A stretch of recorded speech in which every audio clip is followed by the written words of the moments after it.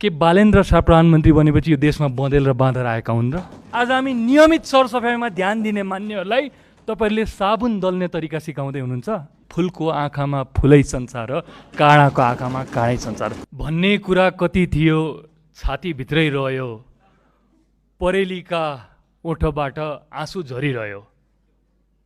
सामान्य सभामुख महोदय, स्वर सम्राटका यी शब्दहरू, गीतका शब्दहरू आज देशका मध्यमवर्गीय र निम्न मध्यमवर्गीय जनताको जीवनसँग साँच्चीकै गहिरो नाता राख्दछ।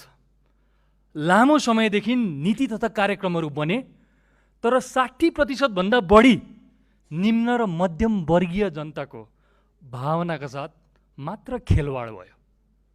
सभामुख महोदय, म सरकारको पक्षमा होइन, एउटा सोचको पक्षमा छु। यहाँ प्रणालीको सोचको पक्षमा, अनुशासनको सोचको पक्षमा र परिणाममुखी राज्य सत्ताको सोचको पक्षमा।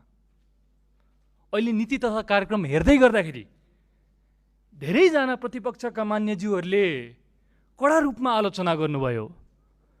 36 वर्ष उहाँहरूले कुनै न कुनै रूपमा राज्य सञ्चालन गर्नुभयो। प्रतिनिधिका रूपमा, सरकार प्रमुखका रूपमा, मन्त्रीका रूपमा, सांसदका रूपमा। 36 वर्ष तपाईँले नुहाउन भ्याउनु भएन।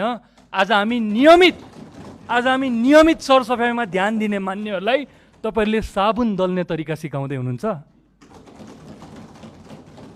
मान्य सदस्यहरू, अहिलेको नीति तथा कार्यक्रममा जसरी मैले भने मध्यम वर्गीय र निम्न मध्यम वर्गीय जनतालाई ठोस सम्बोधन गरिएको छ।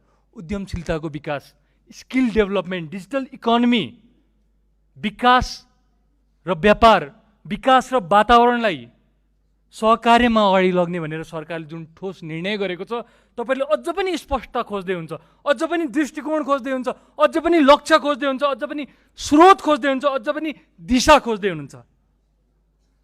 यो राज्यलाई, यहाँको अर्थतन्त्रलाई गतिशीलता दिनको लागि, यहाँका निम्न वर्ग निमुखा जनतालाई राज्यले कल्याणकारी भएर देखाइदिनको लागि र राज्यले तय गरेको नीति तथा कार्यक्रमलाई इमान्दारिता साथ अगाडि बढाउन योभन्दा बढी के चाहियो? मान्य सदस्यहरू, होल्डिङ सेन्टरको कडा रूपमा कुरा आयो।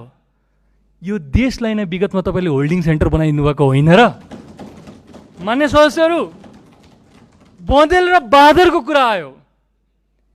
के बालेन्द्र शाह प्रधानमन्त्री बनेपछि यो देशमा बँदेल र बाँदर आएका हुन् र? नीति तथा कार्यक्रममा स्पष्ट रूपमा लेखिएको छ, मानव वन्यजन्तु द्वन्द्वको विषयमा विशेष तरिकाले यसको व्यवस्थापन गरिनेछ। योभन्दा बढी के चाहियो?